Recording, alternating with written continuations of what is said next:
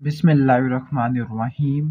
आज के इस वीडियो में हम ऑप्थेल्मोलॉजी के थ्योरी पेपर के बारे में बात करेंगे और इस वीडियो में कुछ इम्पॉर्टेंट टिप्स और ट्रिक्स शेयर करूँगा। तो ये वीडियो आपको अनफेयर एडवांटेज प्रोवाइड करेगी अगर आप इसको लास्ट तक देखोगे। तो ऑप्थेल्मोलॉजी का जो थ्योरी का जो पेपर है ना, एससीक्यू पेपर है, उसमें आपको पता है कि 9 एससीक्यूज़ होते हैं। तो जो 9 एससीक्यूज़ होते हैं ना, 9 एससीक्यूज़ की आपने प्रॉपर अरेंजमेंट को फॉलो करना होता है। लाइक यूएचएस क्या करती है, यूएचएस हर साल इसी तरतीब को फॉलो करती है जो मैंने यहाँ पे लिखा हुआ है। यानी जो पहला सवाल आएगा वो हमेशा कंजक्टिवा में से आएगा, दूसरा सवाल हमेशा कॉर्निया में से आएगा, तीसरा सवाल रेटिना या विट्रस में से आएगा, चौथा सवाल रेटिना में से आएगा, पांचवा ऑर्बिट से, आईलिड से, स्क्विंट से, छठा लेंस ग्लोकोमा या यूविया में से, और लास्ट ऑप्टिक नर्व से आता होता है। ठीक हो गया। तो पहले तो आपने इस तरतीब को फॉलो करना है, क्योंकि बाज़ औक़ात ऐसा होता है कि कॉर्निया की डिजीज़ की फीचर्स कंजक्टिवा से मैच कर रहे होते हैं, तो आपको डिफरेंशिएट करना मुश्किल हो जाता है कि कॉर्निया का डिजीज़ था, कंजक्टिवा का डिजीज़ था। सबसे पहले तो आपने इस तरतीब को, इस अरेंजमेंट को अच्छे से याद कर लेना है।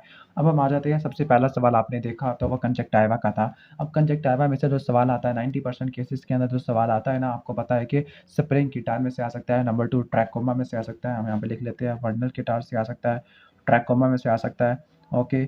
इसके अलावा और कहाँ से सवाल आ सकता होता है, आपको पता है वायरल कंजक्टिवाइटिस में से आता होता है। अब वर्नल गिटार या स्प्रिंग गिटार में क्या होता है, इसमें टिपिकल हिस्ट्री होती है, समर की हिस्ट्री होती है, और आपको इसके अलावा आपको पता है कि आपको कोबलस्टोन पैपिले, जो जाइंट पैपिले आपको देखने को मिल सकती है। ट्रैकोमा के अंदर क्या है, ट्रैकोमा हाईली कंटीजियस डिजीज है, तो ये लो सोशो इकोनॉमिक में होता है।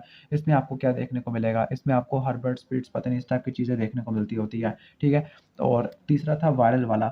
वायरल के अंदर क्या होता है, वायरल के अंदर आपको कीमोसिस देखने को मिल सकती है, लिम्फेडिनोपैथी देखने को मिल सकती है, हाईली कंटीजियस होता है, रेस्पिरेटरी सिक्रेशन से फैलता होता है। तो ये 3-4 मोटे-मोटे डिजीज़ आपने इसको देखना होता है। इसके बाद कॉर्निया वाले सवाल की तरफ आ जाते हैं। कॉर्निया के जो पैथोलॉजी है ना, उसमें पेन काफ़ी ज़्यादा होता है। लेकिन एक पैथोलॉजी जिसमें पेन नहीं होता वो है केराटोकॉनस। तो केराटोकॉनस सबसे ज़्यादा इंपॉर्टेंट है। केराटोकॉनस सबसे ज़्यादा ईज़ी है डायग्नोज़ करना। इसमें आपको मंसन साइन देगा। इसके अलावा आपको और क्या दे सकता है, फ्लैशरिंग दे सकता होता है। ओके।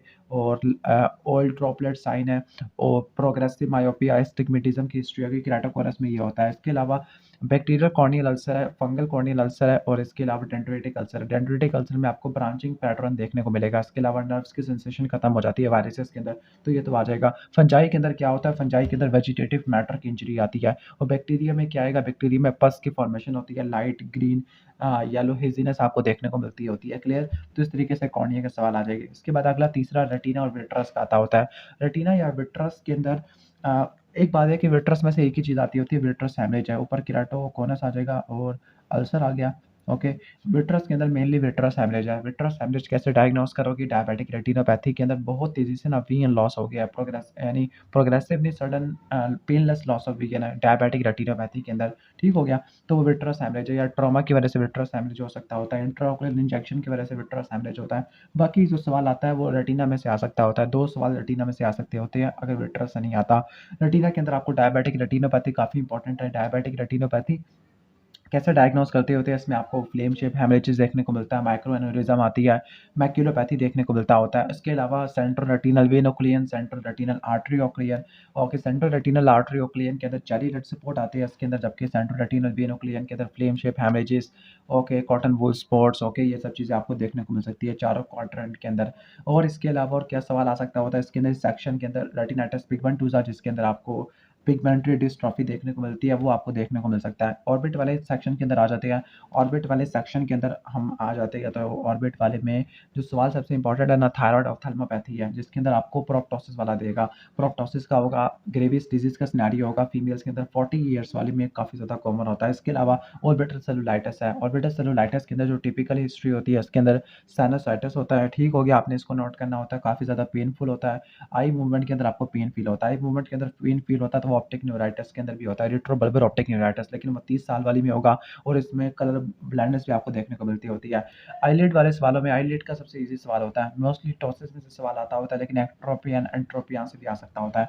स्क्विंट के अंदर भी सवाल रिलेटिवली ईजी आता है। स्क्विंट के अंदर जो मोस्टली कंजेनिटल ईज़ोट्रोपिया में से सवाल आता होता है। ईज़ोट्रोपिया में मीडियल डेविएशन होती है due to hyperopia due to increase convergence है। बाकी लेंस ग्लाउकोमा यूविया सबसे मुश्किल सेक्शन यही होता है, तो मैं अगर आपको ये एडवाइस करूँगा कि इसको थोड़ा-सा कम स्ट्रेस देना और बाकियों को ज़्यादा देना। अगर आपके पास टाइम है तब आप इस सेक्शन को तैयार करना, क्योंकि 3 चैप्टर करने के बाद आपको एक एससीक्यू बल्कि स्क्लेरा को भी इंक्लूड कर लो। इन 4-5 को करने के बाद एक एससीक्यू कवर आता होता है। लेकिन लेंस के अंदर मोस्टली सवाल आता होता है कैटरैक्ट में से आता होता है, कैटरैक्ट की सर्जरी का सवाल आता होता है। ग्लाउकोमा के अंदर सवाल 2 तरीके से पूछा जा सकता है, ओपन एंगल और क्लोज्ड एंगल या कंजेनिटल ग्लाउकोमा, ठीक है। यूविया के अंदर जो सवाल एक ही तरह से पूछा जाएगा वो है एक्यूट एंटीरियर यूवाइटिस का। स्क्लेरा के अंदर स्क्लेराइटिस एपिस्क्लेराइटिस का डिफरेंस है।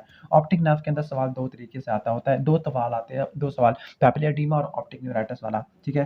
पैपिला एडीमा के अंदर क्या होता है, पेनलेस लॉस ऑफ विजन होती है आपको, इसके अलावा ब्लाइंड स्पॉट की वाली इनलार्जमेंट वाला, जबकि ऑडिटरो ऑप्टिक न्यूराइटिस के अंदर 30 साल की फीमेल होती है, पेन होता है on moving the I, colour blindness, colour vision आपको खराब देखने को मिलती होती है, ठीक है। अब आपने करना क्या है, जो मोटे-मोटे टॉपिक्स है ना, हर टॉपिक के आपको डायग्नोस्टिक पॉइंट्स का पता होना चाहिए, जिससे आप डायग्नोस कर पाओ।